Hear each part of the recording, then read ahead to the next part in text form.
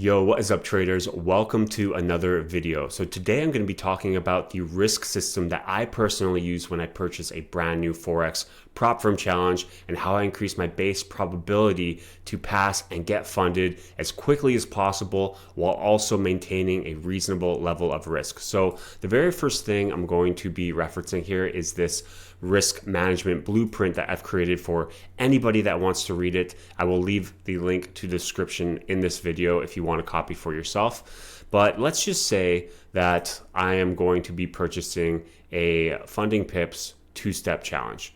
Okay, and if we look at the risk parameters and all of the targets that we need here, we need 8% profit to pass the challenge. We can't lose more than 10% on the account or it's going to breach and we have to try again. And we can't lose more than 5% in a day. And the only other thing we need to consider is that we need to at least achieve 3 trading days in order to be eligible to move on to the next phase, which would be phase 2.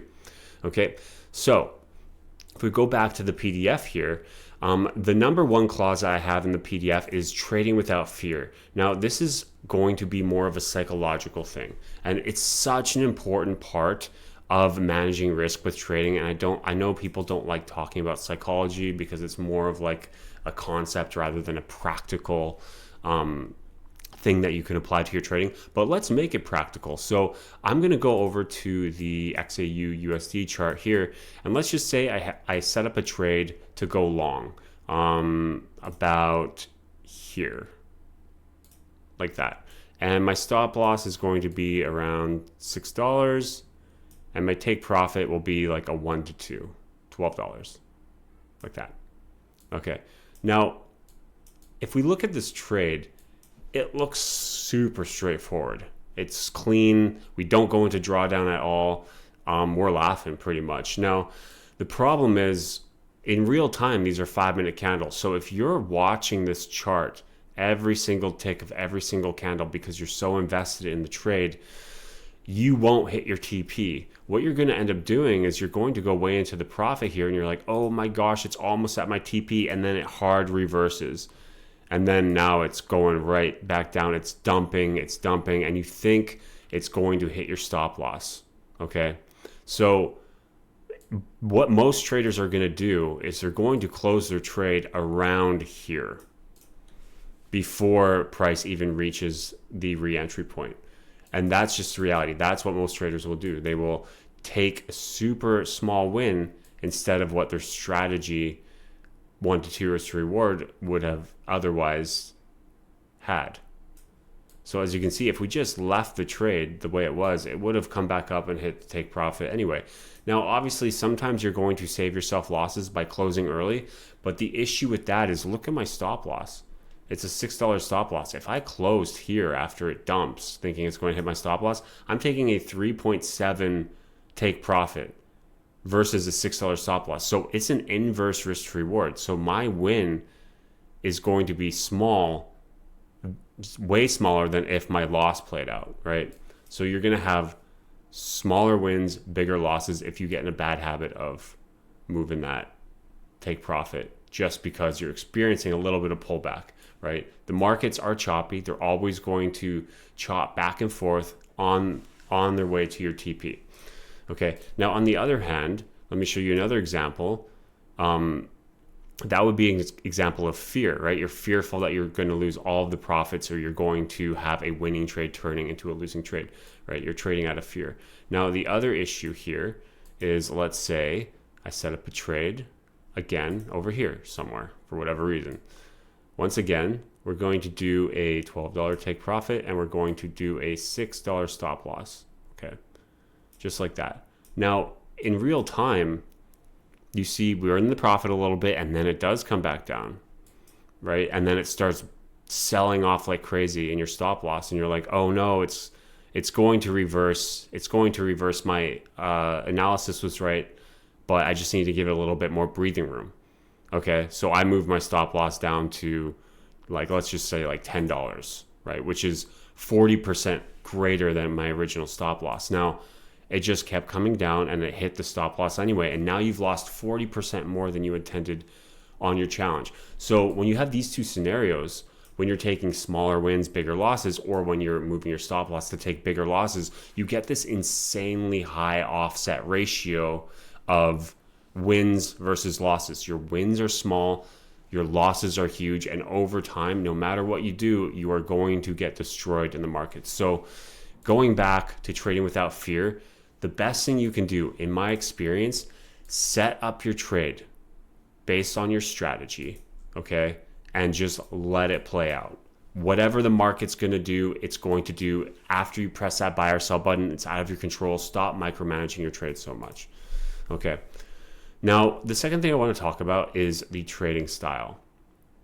Okay, so trading style is super important with prop firms because a lot of prop firms don't allow you to trade through news, or they don't allow you to hold over weekends, or sometimes even prop firms have an issue with holding a trade over market reset, which happens every day.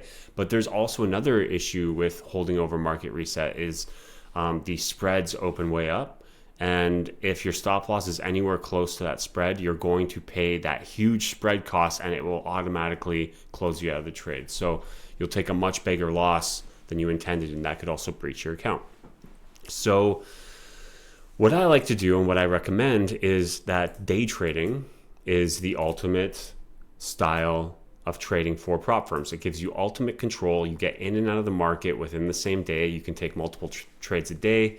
And it's just the best performing style of trading for prop firms. If you try scalping, you're going to be spending too much on commission costs or spread costs. If you try swing trading, unless it's specifically a swing trading type of account like what FTMO has, you are going to breach some kind of rule when you hit your take profit or stop loss during news, or if you hold it over the weekend and the market opens at a huge gap and you've hit your take profit.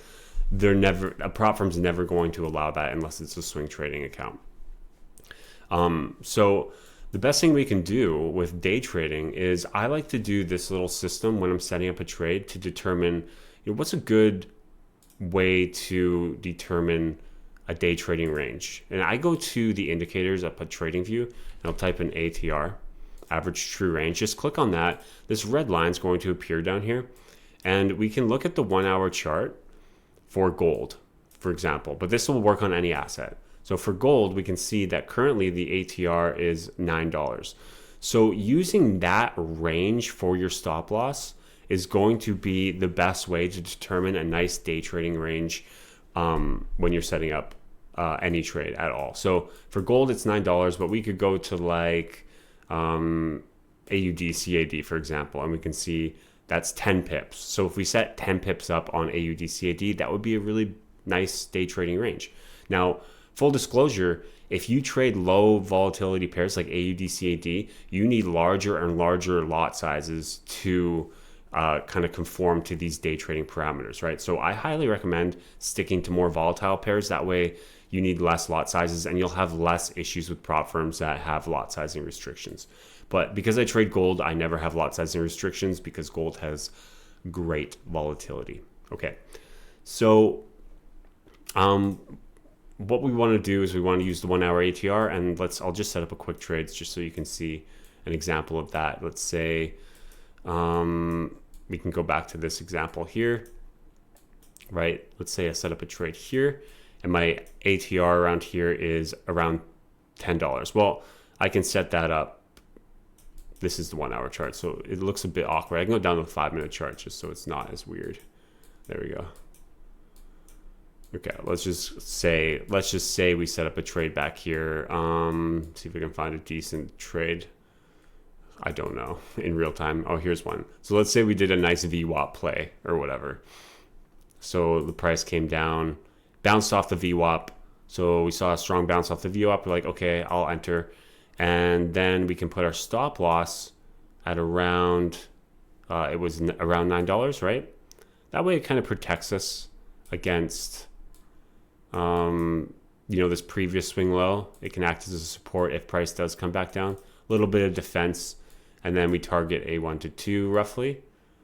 Anything with a prop firm, like a prop firm challenge, I recommend 1 to 1.5 to 1 to 2 risk to reward. over time that has the best results because you're not in the trade too long, but you're also getting a nice higher risk to reward result. So yeah, that would be what that trade looks like there. So yeah, as I said, day trading is the most popular. Now I mentioned EAs here. I do have an EA available in my Discord if you want to check it out. That has been designed around prop firm challenges. Totally up to you, but it's a really cool system to implement if you are into the expert advisor game, specifically through MT5, but you can copy trade it too from MT5 to any other platform.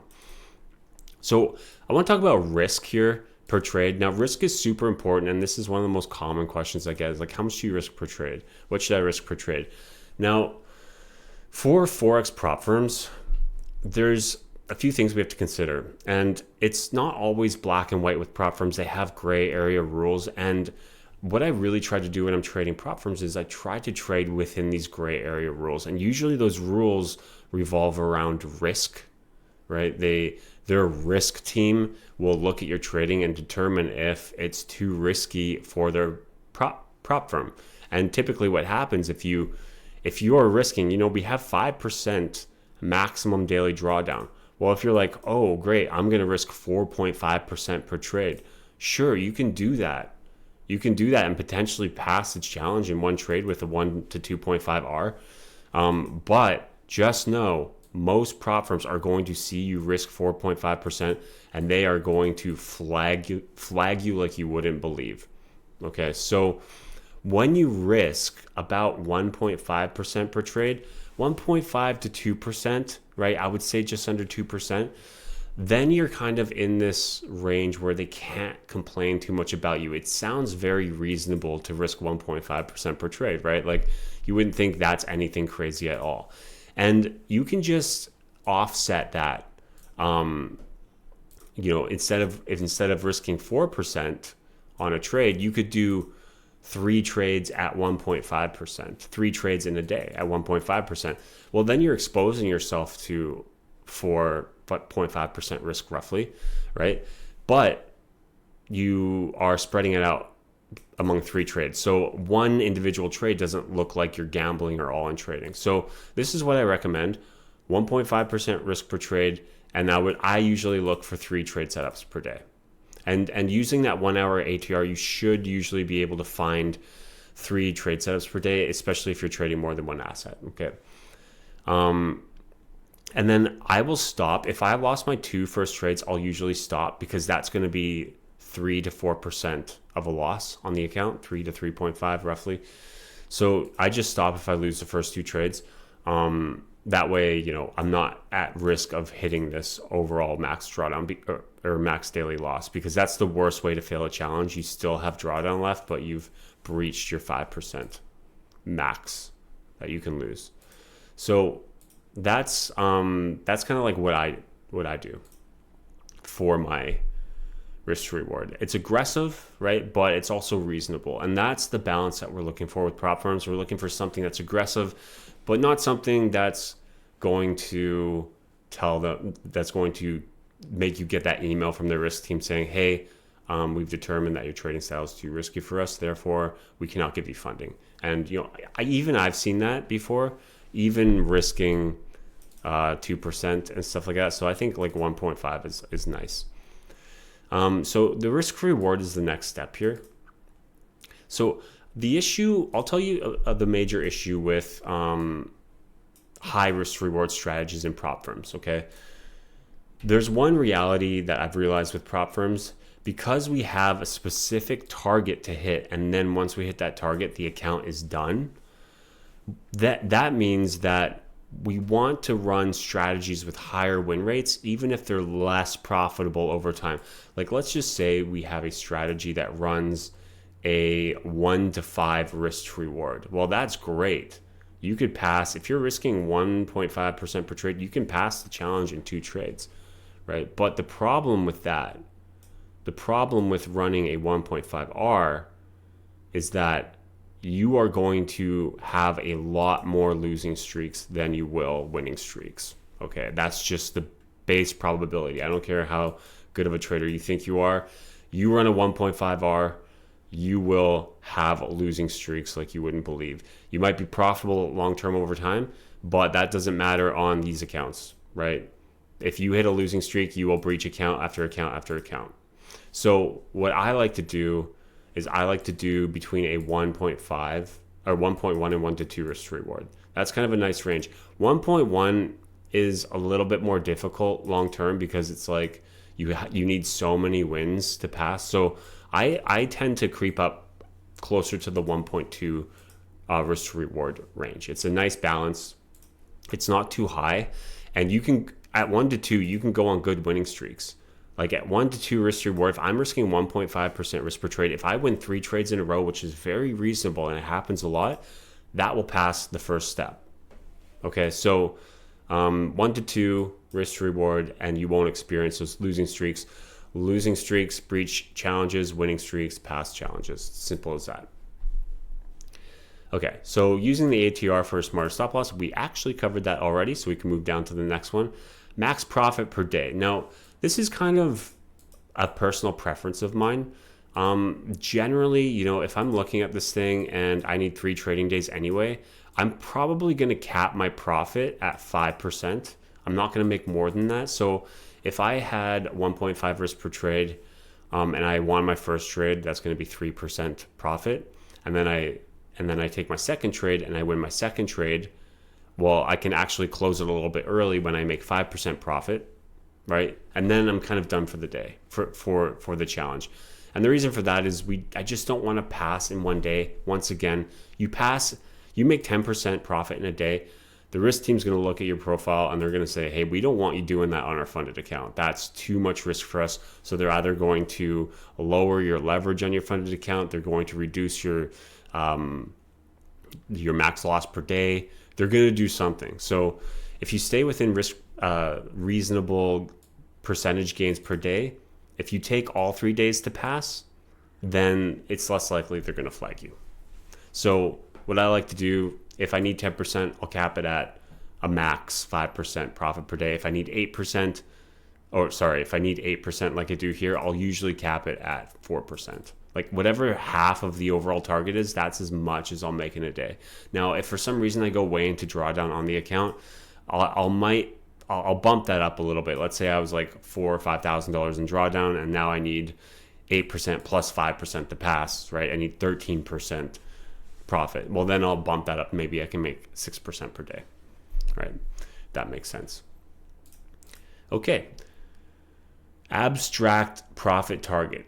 It's closing out phases. Now, this is an interesting one, and it's actually very common. It happens a lot. So let's just say I'm trading this funding pips challenge and I close out my day at 7.5% profit on my account. I need 0.5% profit to pass and move on to the next phase.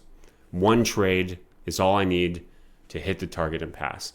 Now, what most traders are going to do is they're going to just do a normal trade. They're going to just lower the lot size and they're going to say, okay, let's do this. We'll do another 1 to 2 risk to reward.